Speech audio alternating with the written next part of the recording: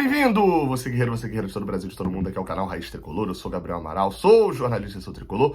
Deixa o like aqui embaixo, se inscreve aqui no canal e vamos embora para notícias do Fluminense. Nesta terça-feira, meio-dia, dia sem jogo do Mundial de Clubes, essa sexta-feira. Primeiro dia desde a estreia, lá no dia 14 de junho, sem qualquer jogo do Mundial.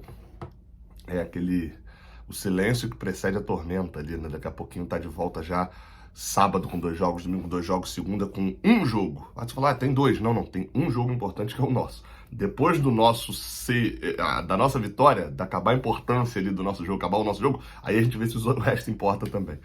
E na terça também 2 jogos de novo, então daqui a pouquinho vem fulminante de volta o Mundial. Mas vamos lá, cara, vamos falar sobre notícias. E aí, como o Mundial deu uma aliviada, a gente também vem falando sobre contratações. Deixa eu deixar aqui salvo já. Por quê? Vamos lá, notícias curtinhas, tá? 2 notícias do pessoal da Central Fluminense, né? Pessoal dos nossos amigos lá do Capuano, Daniel, do Wilson. Uma curtinha é que o goleiro Kevin, do Sub-20, o Kevin Vinícius, foi negociado em definitivo com o clube da primeira divisão de Portugal. O Fluminense segurou um percentual. O goleiro Kevin, do Sub-20, um goleiro que ainda não teve muitas chances relacionado a profissional diretamente, a jogar, não jogou pelo profissional do Fluminense. E tá saindo assim, o Fluminense tem uma sequência de bons goleiros, ou pelo menos goleiros de nível profissional, que não vai conseguir ser aproveitada, porque o Fábio fica um tempão, graças a Deus.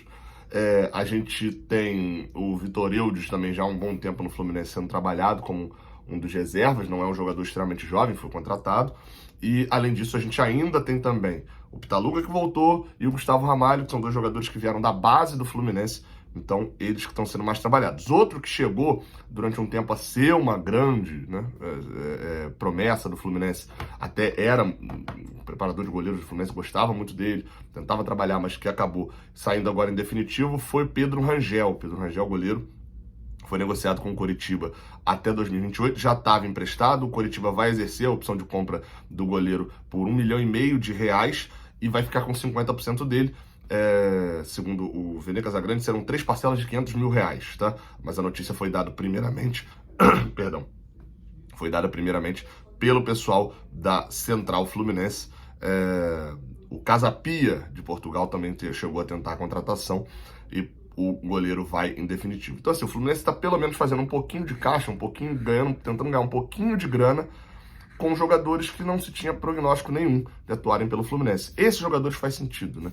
Você tentar desovar ali para ver se rende alguma grana também. A notícia que chamou mais atenção, acho que de geral, foi sobre o Lucas Ribeiro, tá? Essa notícia foi dada pelo Vene Casagrande, que o Fluminense e o Cruzeiro sondaram o Lucas Ribeiro, o jogador do Mamelodi Sundowns, tá?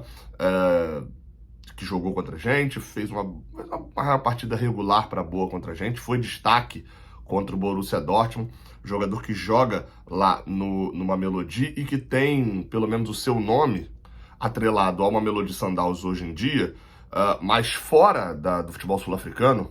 As passagens dele são por Beveren, enfim, pelo menos 3 ou 4 times ali da Bélgica, Valenciennes da França, e aqui do Brasil, necessariamente mesmo, só jogou na base pelo Motoclube e pelo Pinheiro.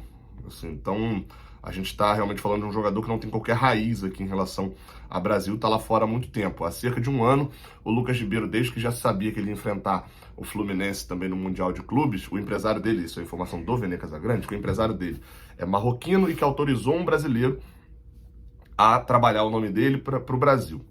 E aí, assim, me chama a atenção, tá? O valor pedido pelo Mamelodi, segundo a notícia, é de 2,5 milhões de euros. E que hoje ele tem negociações em andamento com o clube do Catar, tá? Que tá para fazer uma proposta. Então vamos lá. O que a gente tem de informação para depois eu fazer uma análise, tá? Para não ficar a galera já desesperada. O que tem de informação? Que o Vene Casagrande deu que houve uma sondagem do Fluminense e do Cruzeiro pelo Lucas Ribeiro. Ele também diz que um intermediário, né, o empresário do jogador, autorizou um intermediário brasileiro a trabalhar o nome dele no Brasil, ofereceu alguns clubes e o Botafogo não quis. Vamos lá. Minha visão primeiro sobre a negociação, depois sobre o jogador, beleza?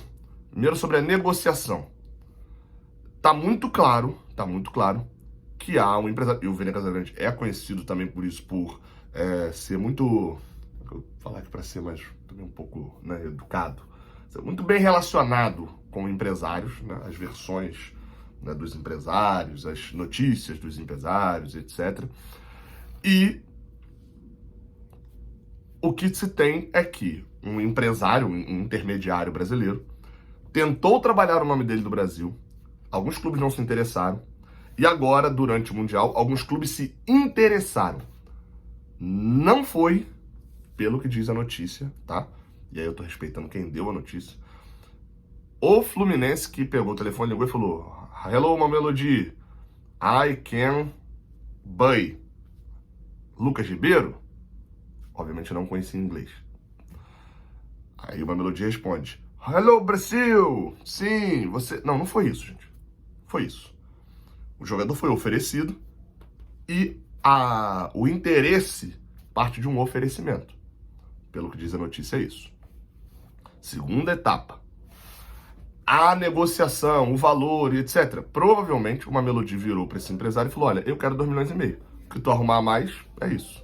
Ou então, falou: "Eu quero 1,5 milhões. O que tu arrumar mais é isso." E aí o empresário, o intermediário, já chega com 2,5 milhões de valor.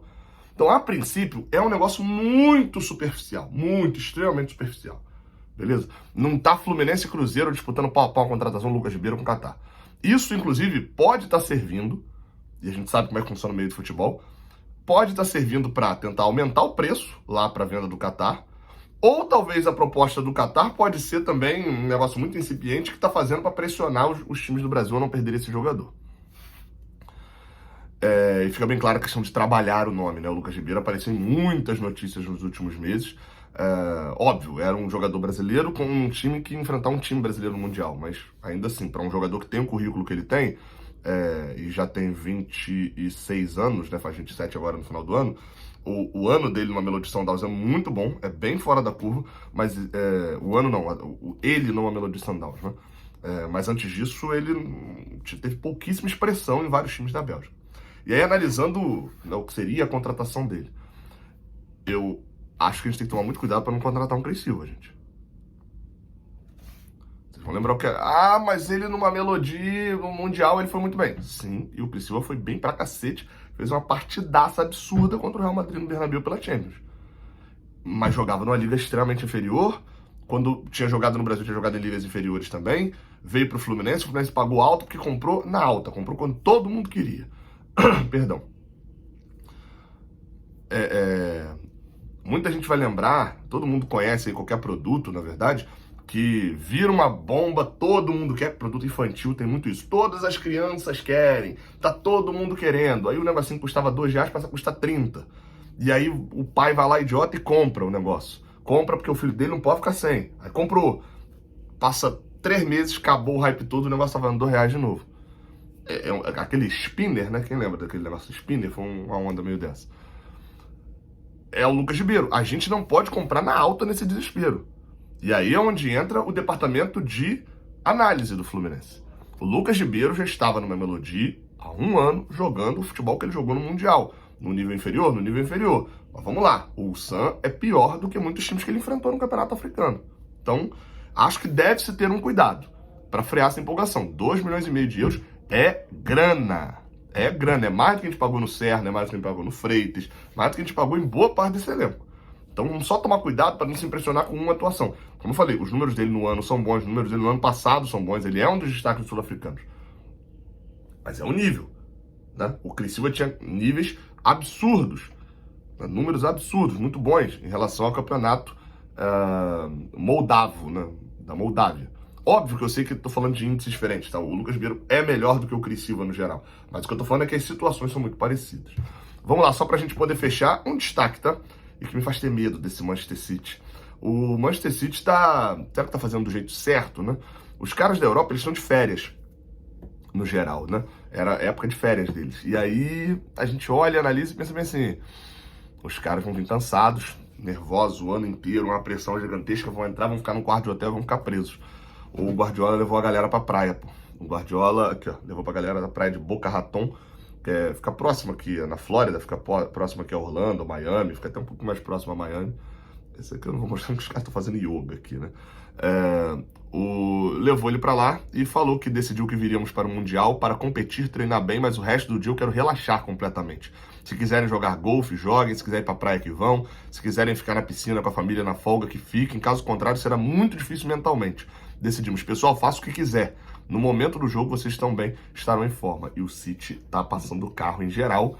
Meteu 2-0 no Idade na estreia, mas meteu 6 no Al-Ain e 5 na Juventus. E tá no nosso caminho nas quartas de final. Se Deus quiser, a gente pega o City, né? Eu tô assinando agora pegar o City. Você vai o quê? Ah, não, eu não assino pegar o City porque eu quero pegar o Hilal. Aí você pode ser eliminado pela Inter. Então eu tô assinando pegar o City nas quartas. Mas eu sei que o Guardiola tá tratando muito bem a forma como esses jogadores podem encarar uma competição no meio das férias deles. E talvez isso esteja fazendo o City já estar um pouquinho mais em alta, pelo menos nessa primeira fase, e estar melhor para a segunda fase. Olho neles. Tamo junto, tá? Não esquece de se inscrever aqui no canal, deixar o like. Até a próxima. Valeu!